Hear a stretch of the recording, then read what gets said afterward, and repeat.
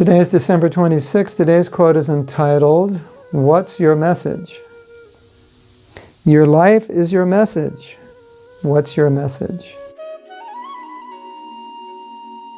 Well, one devotee told me, I don't know if Prabhupada said this, or it's a Vedic aphorism, but your teaching begins, there's something like your teaching begins when you stop talking. In other words, your life is the real teacher. Your example is the real teacher. And people, they see you.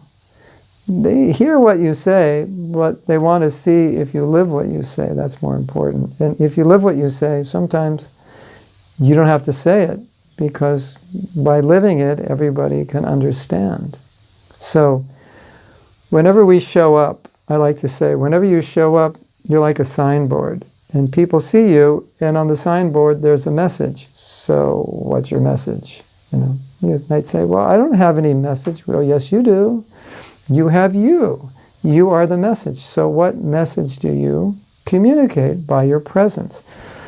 Now, as those practicing Krishna consciousness, we should communicate what Krishna communicates in Bhagavad Gita by our presence. People should understand that by our presence. So the question I have for you is, do you think people understand Krishna's teachings, or some way get some hint of Krishna's teachings by your presence?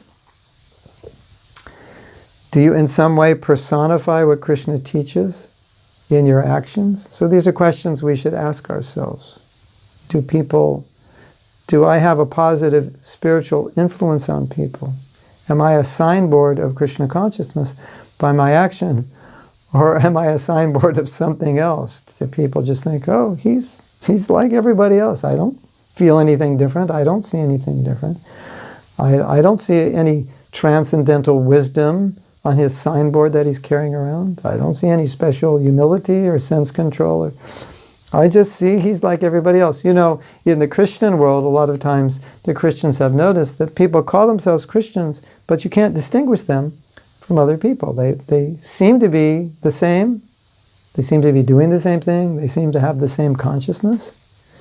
So we can ask that question about us. I am a devotee. What distinguishes me by my consciousness, thoughts, behavior, words? What distinguishes me in my day-to-day life and other people? And sometimes devotees say, oh, I know this person, he's at my work, or he's my neighbor, and he's so nice. He's actually nicer than a lot of devotees. When it really gets bad, they say, he's nicer than all the devotees. Don't go to that temple. They may not be very nice there. So, you know what I'm saying. Okay, I'm exaggerating, but you know what I'm saying, that sometimes we meet people and think, this person has devotional characteristics that maybe I don't have. So, what's on your signboard? What do you carry around with you? What do you teach the world? When you show up with a message. Always remember that. When you show up, you're always showing up with a message. And what's your message? What are you showing the world?